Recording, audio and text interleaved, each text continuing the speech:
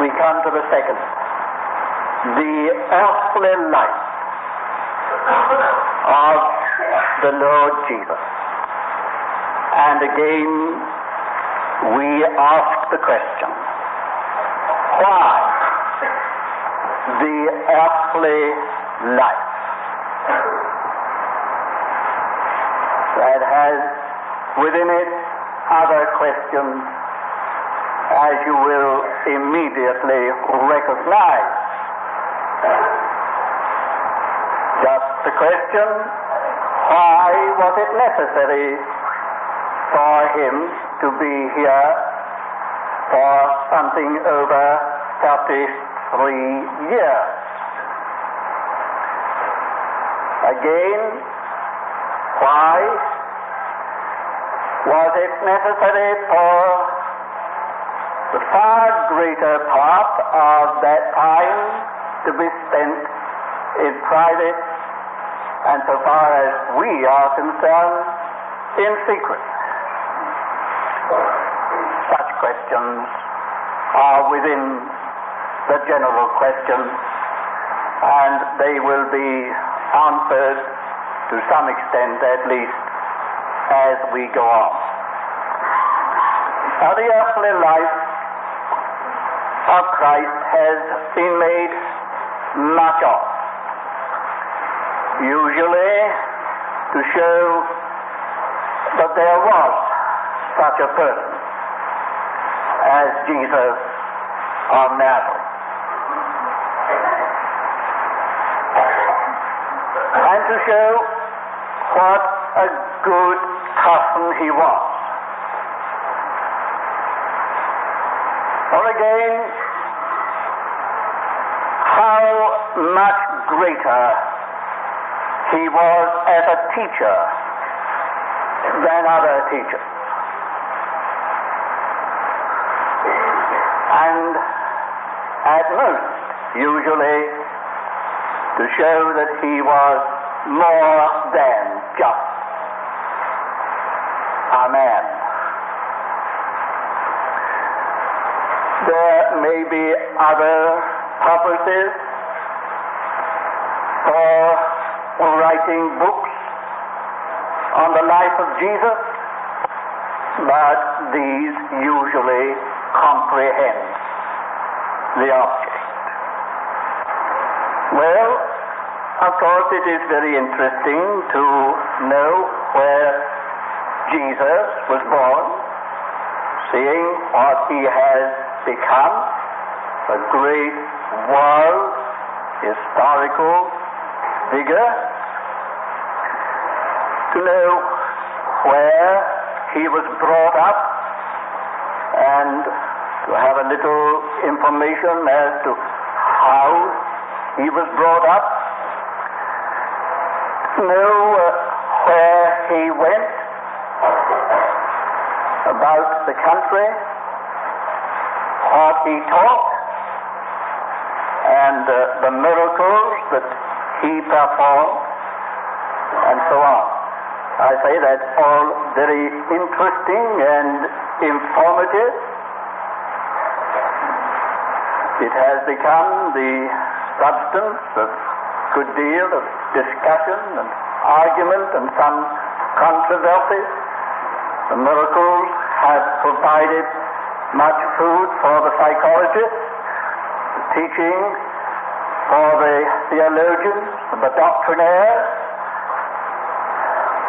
But when you have said all that you can say and written all that you could write on those matters,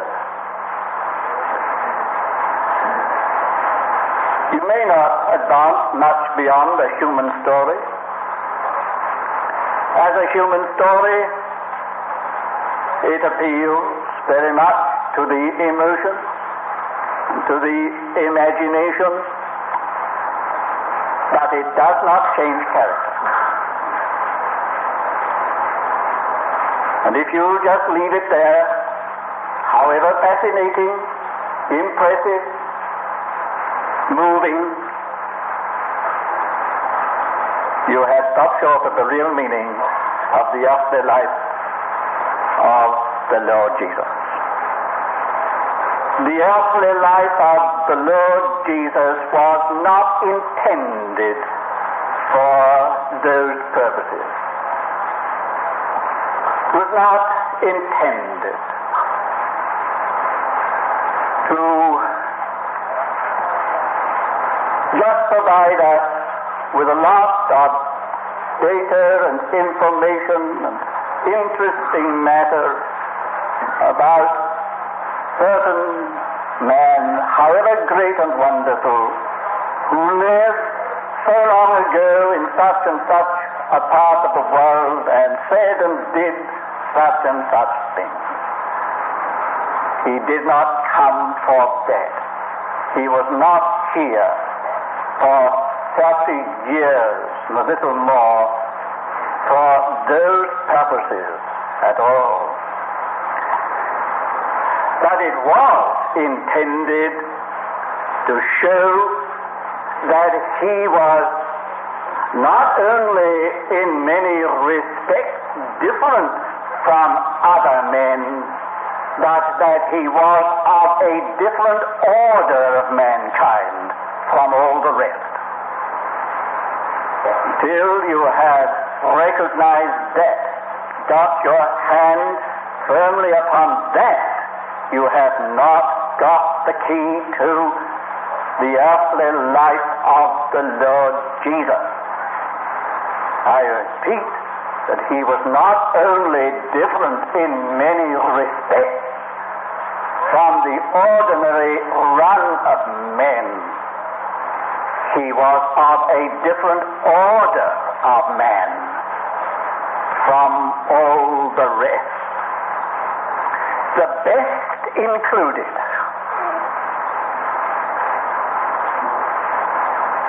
He met some of the best types of men of his day. And there was a great gulf between them. And there was no passing from the one to the other. Jesus was a mystery. He was not just mysterious. He was a mystery. He was not just misunderstood. So many had said that about him. He was an altogether misunderstood man. No, he was not just misunderstood. He was ununderstood. And that's very different.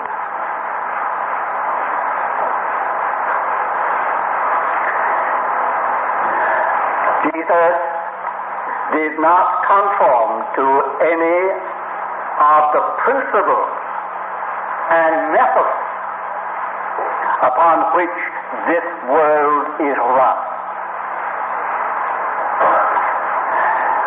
He did not do what he was expected to do by the world or by his friends. He always put that expectation back and did not instantly fulfill it because he was asked to or because it was expected of him. He put a gap between the expectation and whatever he did. And into that gap you have got to place this that is altogether different about him as an order of man from other men. You try to fit him in, try to make him a part of the order, and try to show how he just did this and did that in a kindly way because he was so kind. You'll miss the point. You'll miss the point. Why, for instance, when that very embarrassing situation arose at the marriage in Cana of Galilee, and it was presented to him as his opportunity, did he put it back with something which sounded very much like a rebuff?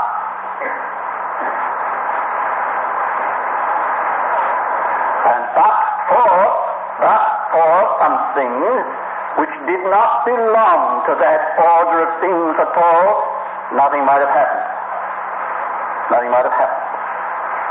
So far as the expectation of people was concerned, nothing might ever have happened. But for something else that belonged to another realm altogether. And we have that sort of thing repeated in different connections. He did not do what people expected him to do, and he very often did what they never expected him to do. He did the unexpected very often and took them completely, not only by surprise, but right out of their depth. They couldn't follow him in some of the things that he did. He did not go where people expected him to go, when they expected that he would do it, and so conform to their order and program. And he certainly did not say what he was expected to say. On the contrary, he said many things that he was not expected to say. Far from it.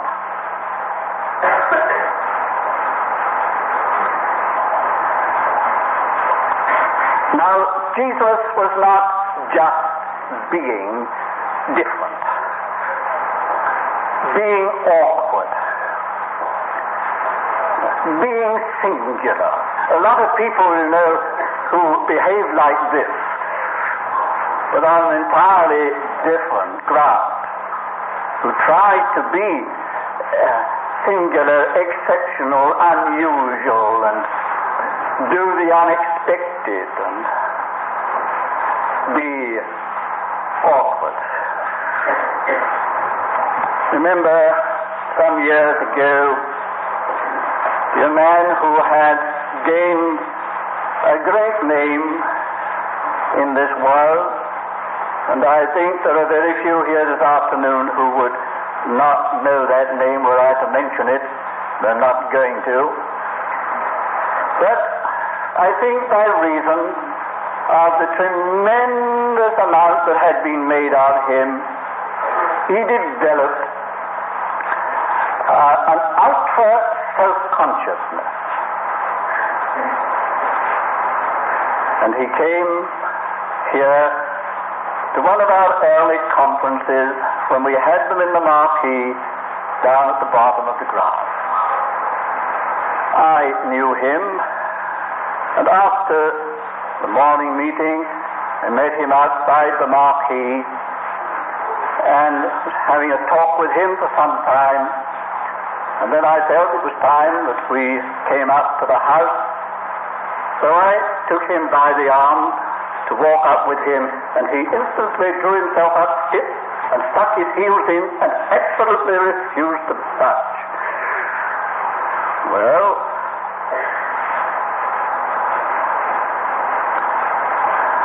I thought, what's this?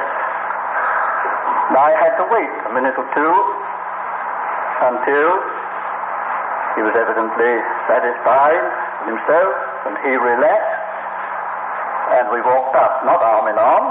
I had learned my lesson. We walked up.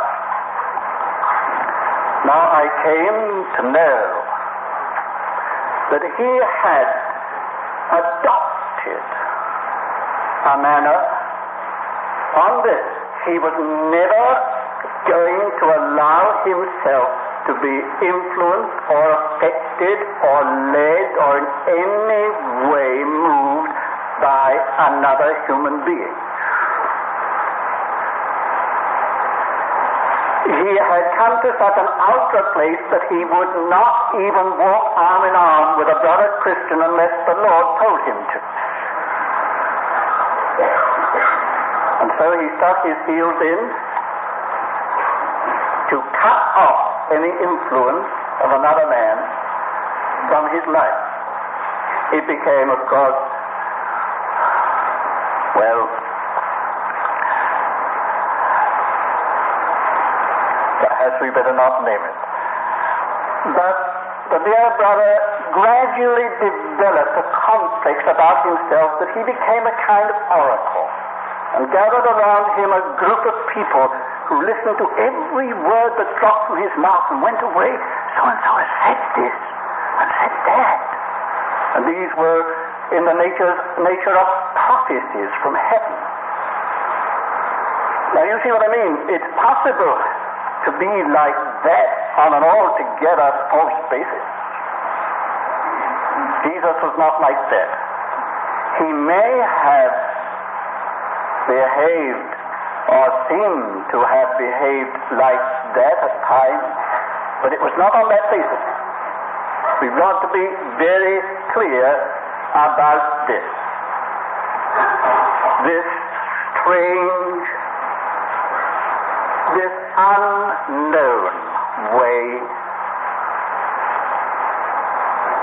with him perplexed, mystified, sometimes annoyed, and sometimes angered, and again sometimes disappointed. But these are facts. These are very clearly recognizable features of the earthly life of the Lord Jesus. And they were not of the order of which I have spoken, an ultra self-consciousness. Of trying to stand apart and be different from others. Trying to be different from others. Wearing a straight jacket, unbending, unyielding. No, none of that about him. None of that about him. We've got to explain it. For there's no mistaking it. There he is.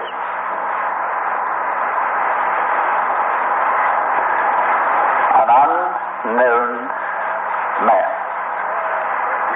Here then was a man, spell it with a capital M, living a human life on a basis different from that of every other man.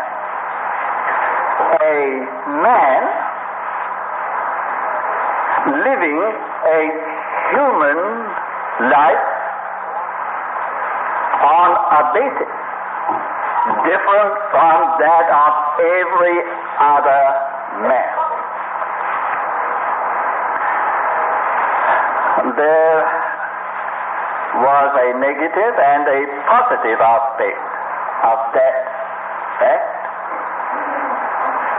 The negative aspect was this: he was utterly, now I use the word here, circumcised in heart. That is, he was utterly separated from the self-principle in every way. Utterly separated from the self-principle in his mind. not to use his mind, not to think his thoughts and arrive at his judgment on the basis of any self-principle whatsoever.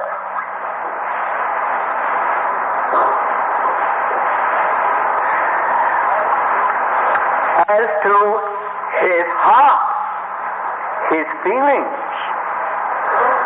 he was completely separated from the self-principle in his feelings. And so also in his will. Here is a man who has a soul, a mind, a heart, and a will, constituting him a true human being, but in whose mind, heart, and will, or in whose soul, the self-principle has been put completely aside. You cannot make him do anything along the line of ordinary human reasoning, however right it may seem to be, good it may seem to be. They have no wine. Therefore, you see, an argument comes in. Reasoning. Therefore, this and that and some other thing constituting a very good case for your intervening and doing something. It could be argued from almost every standpoint as a thing that he should do, from the standpoint of human kindness, from the standpoint of the vindication of his mission, the establishment of his divine person. Yes, you can argue it from any standpoint and from them all, but he is not moving on a mind which is influenced by any kind of argument. The only argument with him is, does my Father will it? And does my Father will it now? And does my Father will it in this way? Those are the things that influence his mind and his heart and his will, his soul. And until he is sure about that, nothing on this earth, in this world, of any argument or appeal or case, nothing whatever will get him to move. He is doing something. He is doing something. We're going to see what it is that he was doing. I had said he was utterly circumcised in heart. That's a biblical phrase. You need to understand the meaning of that phrase. It means that an absolute severance has taken place between two things in the heart. If you like to use the heart there as a synonym for soul, you can. But it's the inner man. The inner man. Something has been done in his case. He kept steadfastly to that ground to the end. The fiercest battles in his life were waged upon that very ground, one way or the other. Through an innermost friend and disciple, this shall never come to thee, far be it from thee. Here behind me Satan, thou savorest the things which be of men, thou speakest the things which be of men. Of men? I don't belong to that realm in which you move. Men? Every other man, yes, will listen to your argument, be influenced and persuaded, but see, no. And so it is, right to the end, he steadfastly held to that ground, the ground of what we will content ourselves by calling the ground of inward heart circumcision. Now remember that that was the focal point of Satan's persistent endeavor. That very thing.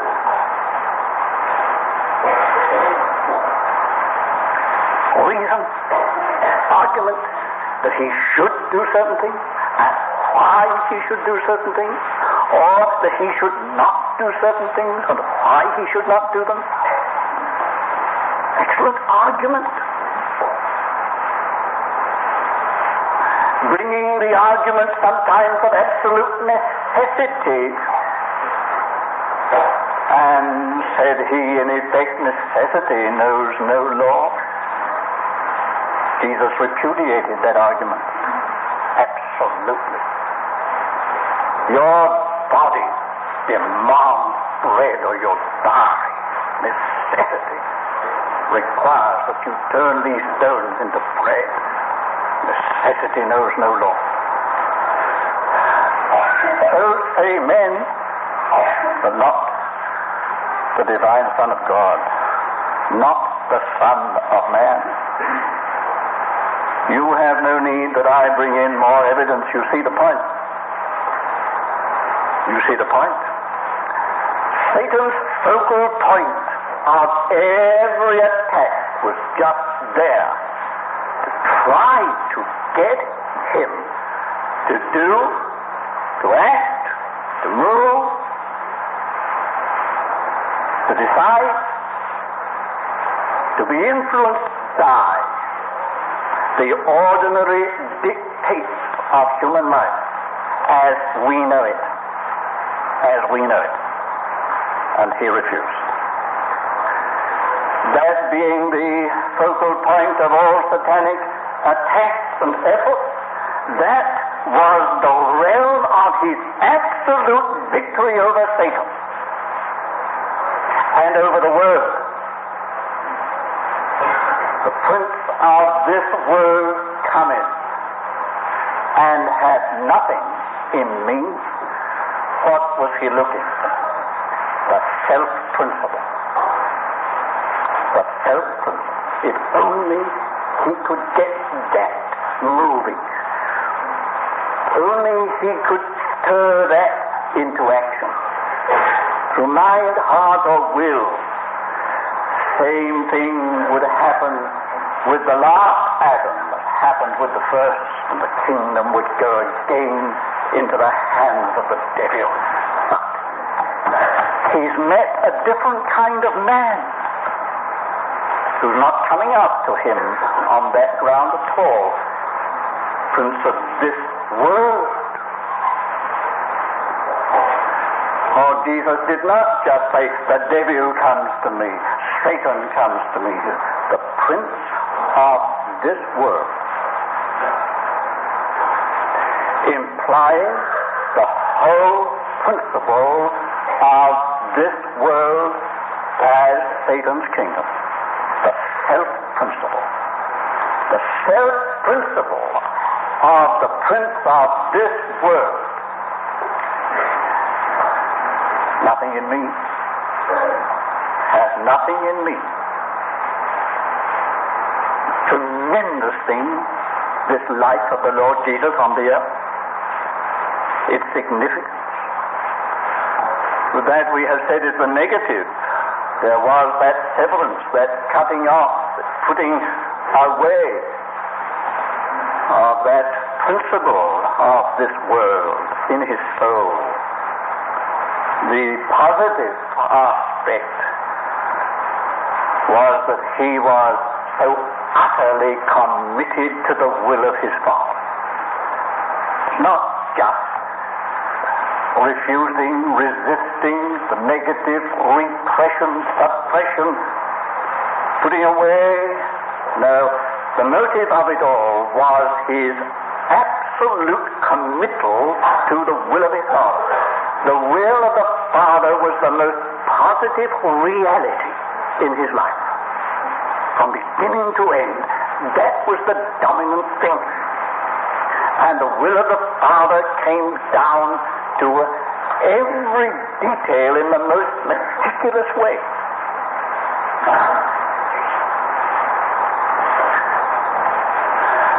This was established in his life. Yes, the whole life on the earth. It was established in his private life, as we call it, for 30 years.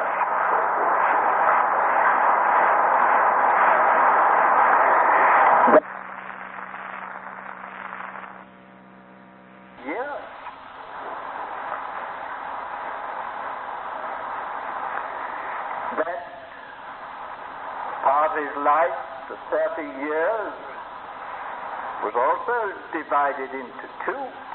You notice that division in the Gospel by Luke, chapter 2. Here, up to the age of 12,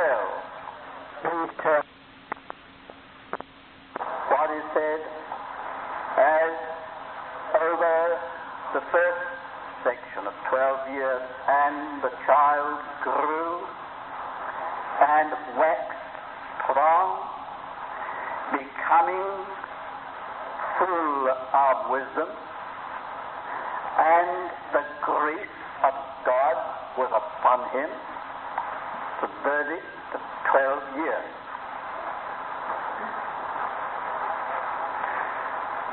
From that onward, verse 52, and Jesus advanced in wisdom and stature and in grace with God and men.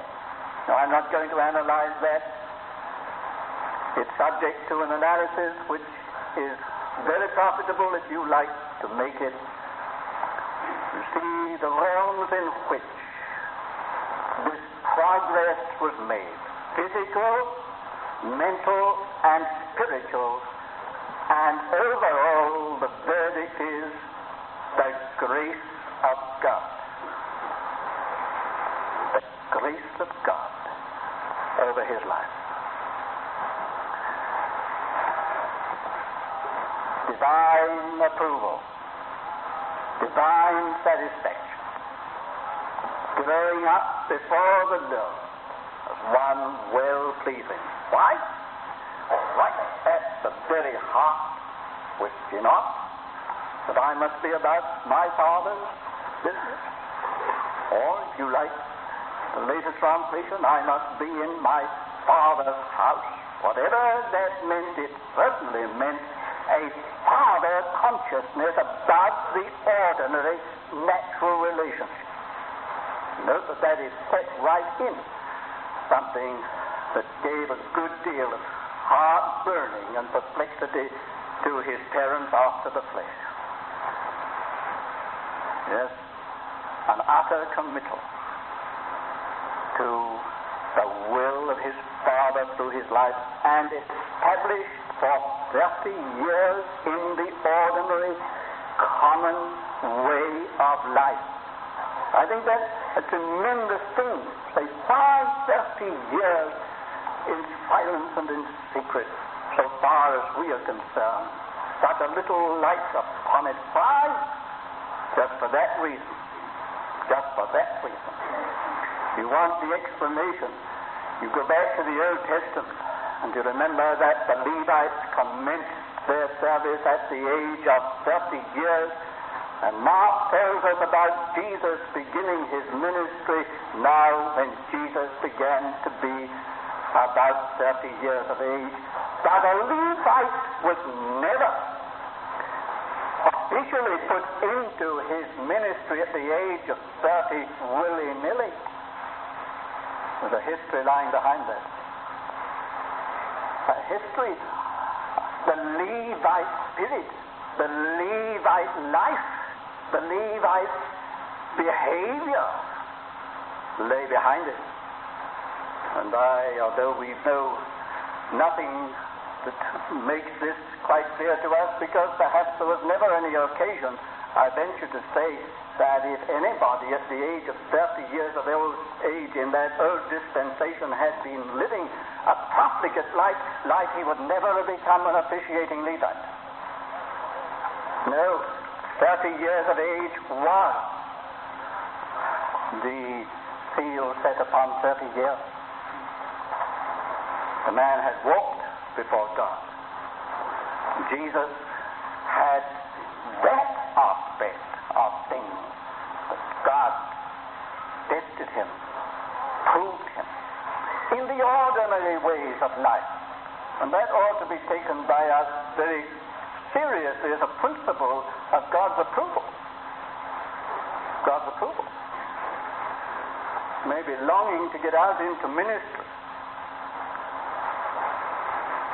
God may be longing for you to be fit, to be brought out into ministry. You're going through it. In all the ordinary ways of life, you're being tested. The eye of God is upon you. Remember that when he came 30 years of age to the Jordan, heaven was open, and the voice said, "In him I am well pleased."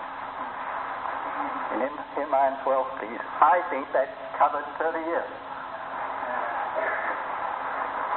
And made it possible for him to take up his ministry. The grace of God. In 30 years of ordinary life, and perhaps we are not so right in saying ordinary life, seeing how the devil tried to get him right at the beginning. But whatever the 30 years represented, there is no question about it that the 3.5 ratified, through intense fire, ratified that fact, that he was committed without any reservation to the will of his Father. Those 3.5 years indeed were a period of the intensive fire, to make him deviate a little bit in personal self-consideration from doing his Father's will. By every bribe of the kingdoms of this world and the glory thereof, and by every threat of the ignominy of the cross, Satan sought to bring about this deviation from the will of God. He fought it through to the end. 33 years and more. Why the earthly life?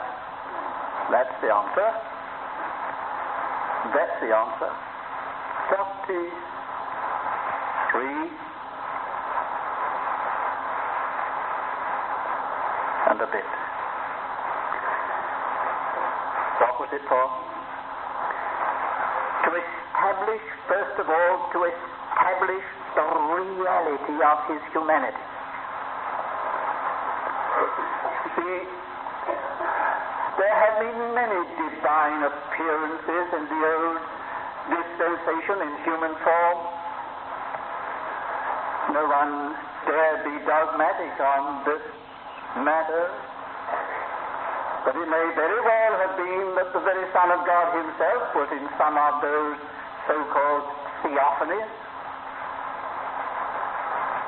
God coming in human form, so that those visited first spoke of them as men or a man, and then woke up to the realization, I've seen God.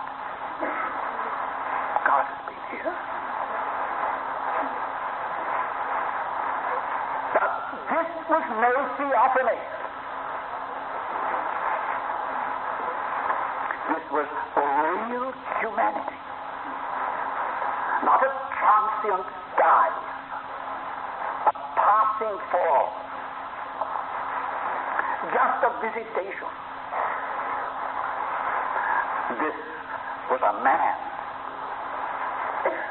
True humanity on this earth for over 33 years. This was not an angelic visitor. It's a man. And amongst other reasons and explanations, I think this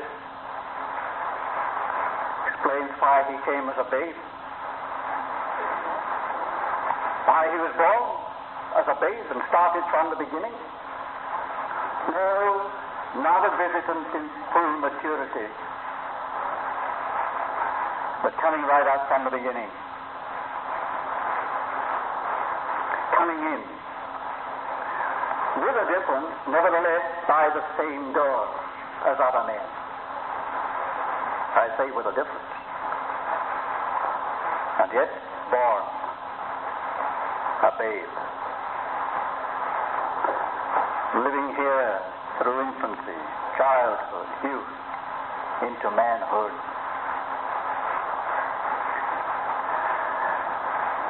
Why?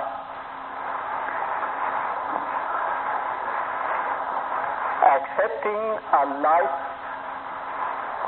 on the basis of absolute dependence upon God as other men.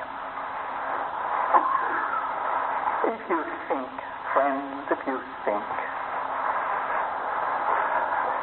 you will see that there's so much that bears this up. Why must he, in infancy, be hurried away by Joseph and Mary out of the country? Because his life is sought after.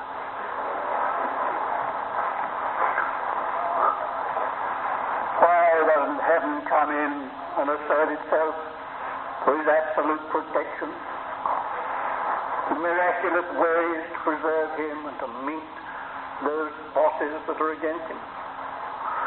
Why? Fact is that like any other child, he had to be taken and run away with. We got out of the way. See, I could build up quite a lot of that kind of thing.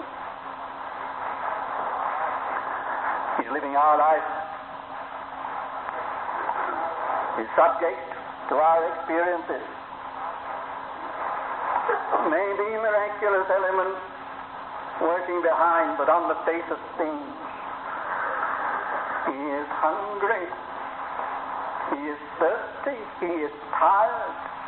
He is pursued and sought after, going through it as you and I do. He's living a human life. He has voluntarily accepted the basis of absolute dependence upon his Father.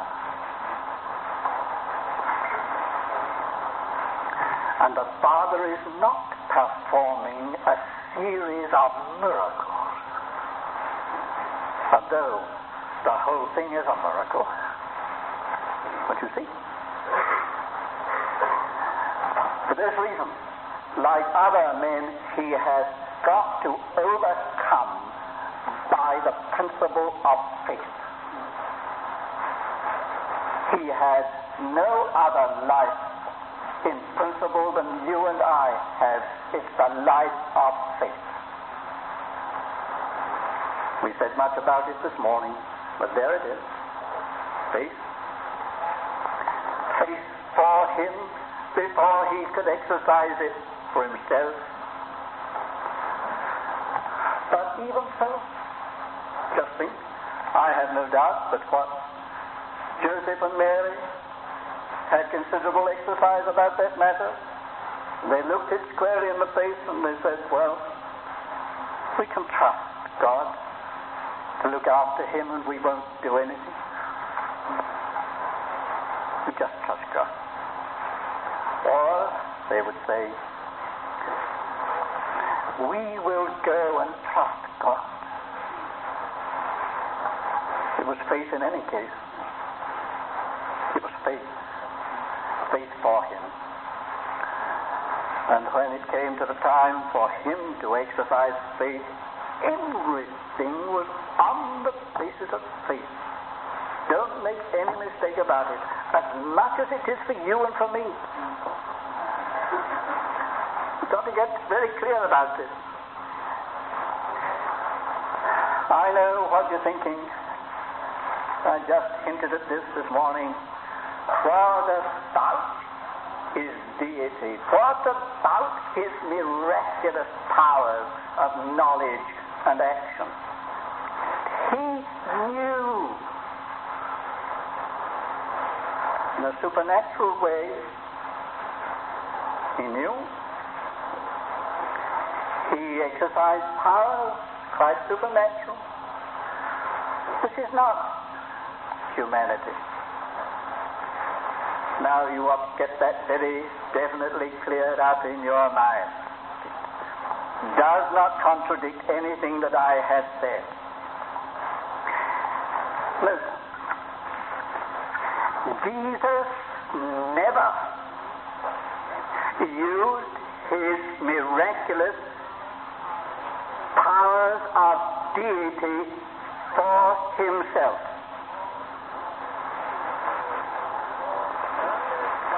There is only one instance which you might think could be set over against that statement, when he had no money to pay his taxes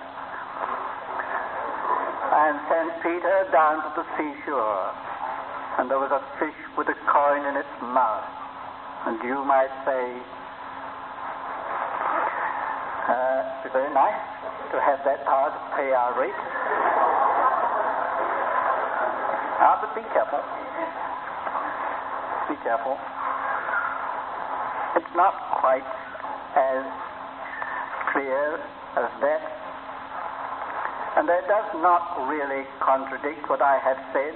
He never used supernatural Godhead powers for himself. They never took him off the ground of dependence upon God and the basis of faith. Note, even in that one incident, there was no creative action. It was only superior intelligence. There was a fish, and that fish had a coin, and somehow he knew it. It was not creative. He never used creative power in his own interest.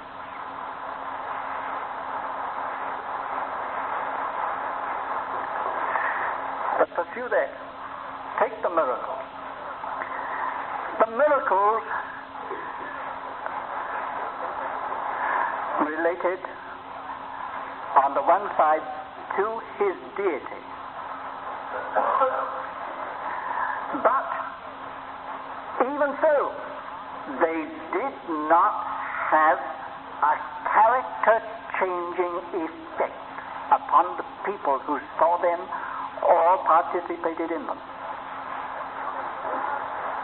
They were but for a testimony to who he was. I wonder if you get the significance of this. With all his miracles, in the end, the principle of unbelief has not been rooted out of a single individual. That's the tragedy of it all. That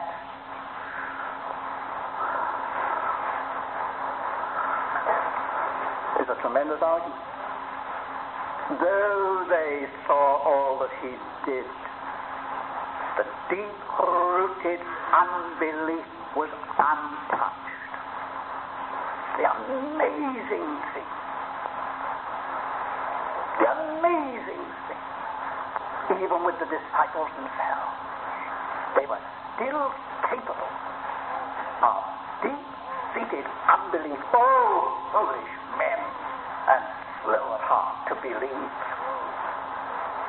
He upbraided them for their unbelief.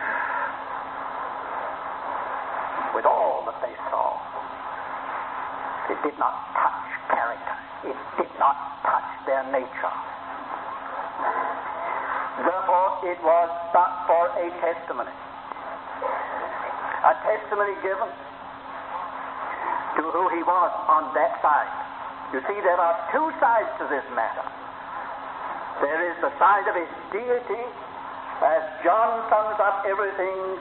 These things are written that ye may believe that Jesus is the Christ, the Son of the living God.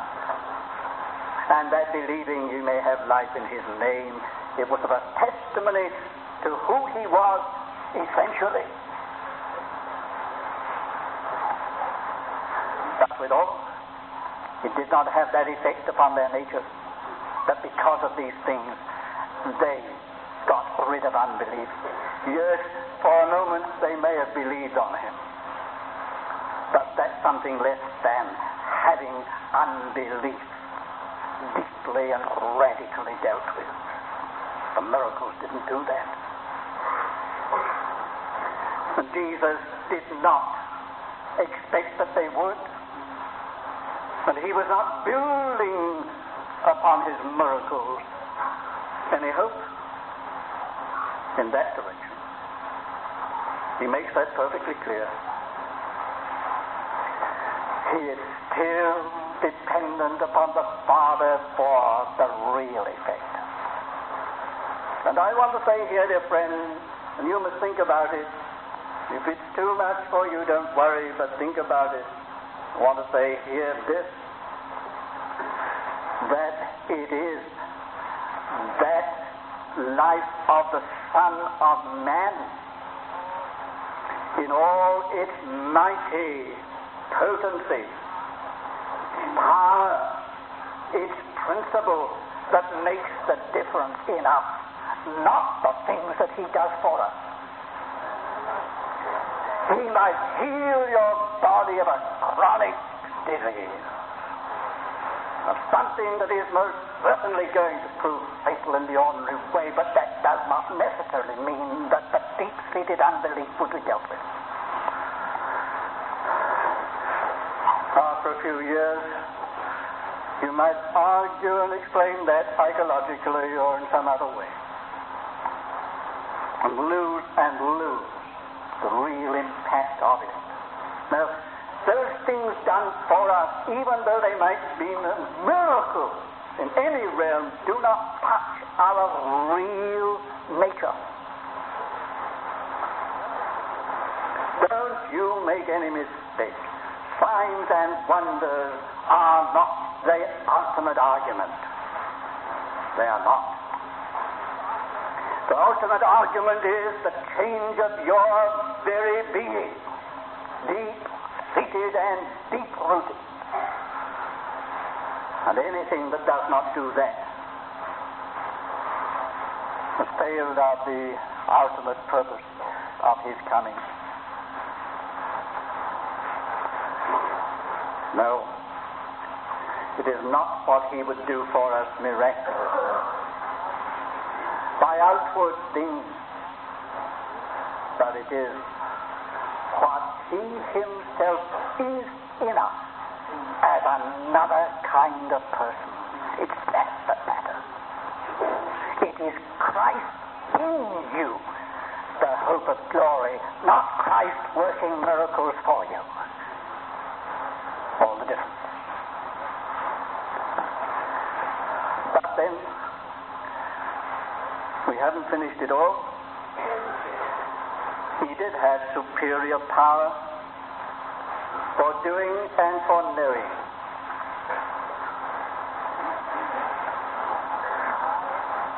While I am not for a moment suggesting or hinting that that had nothing to do with his deity, his divine nature. I do want to say, on the other hand, that superior, what we might call supernatural power and intelligence, might very well be, I'll put it this way, might very well be the normal of a kind of being that Jesus is as man. If you can bring a man or men into such relationship with God without turning them into God, into such relationship with God as he had, you might have that superior intelligence and know a great deal more than the ordinary person knows of what's happening here and there, what is going on. Not just psychic, but by the very intuition of a spirit linked with God.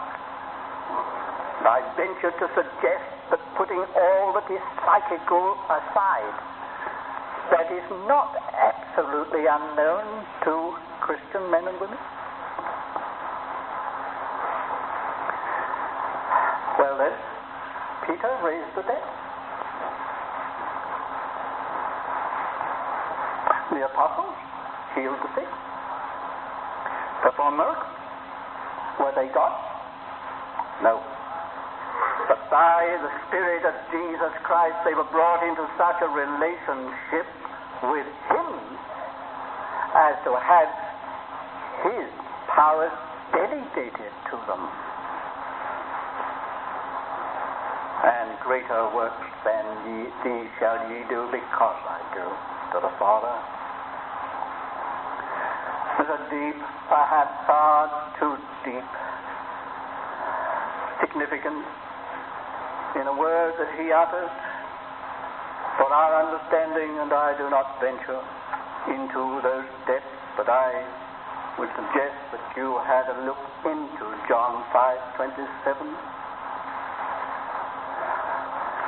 Father has given it to the Son to have authority to raise the dead, because he is the Son of Man. Not the Son of God there. Because he is the Son of Man. Opens a very big field, inquiry. We won't enter it. But my point is this. Deity apart. I'm not arguing for a moment against the deity of Christ in knowledge of power, supernatural ability. That deity apart, may it not be that a humanity according to God's original mind, so related to himself and so indwelt by himself, should have these powers, which we now call supernatural. That only means of another order, of intelligence, of knowledge, of ability to do. Are these not the gifts of the Holy Ghost given to the church? What does it mean? Lifted onto another level. Lifted onto another level of understanding, of knowledge, of intelligence, and of ability to do, above the ordinary level of man as we know him. That's what it means. Why the earthly life? To set forth the kind of humanity that God wants. To demonstrate through a life what man would be if God had him after his own heart. I believe that's the answer. And if it was 3.5 years, what does that say? Coming over the centuries, I hear the prophet's voice saying, his life was cut off from the earth. Half a year. Cut off in mid-manhood. Men didn't let him finish it. Men took action, but this should not go on. Men brought it to, maybe say, from one standpoint, an untimely end. Satan won't have this kind of man here longer than he can help. But this kind of man can only be completed on the other side. He has done all that was needed. He has demonstrated what man would be if God had him according to his mind. He demonstrated death. We anticipate our octave when we just hint that he hasn't left his manhood. He hasn't left his humanity. He abides there. But he has taken action that the rest of the prophecy shall be fulfilled. He shall see his seed. He shall prolong his days. He was cut off, but he shall prolong his days. And his days are prolonged in his church.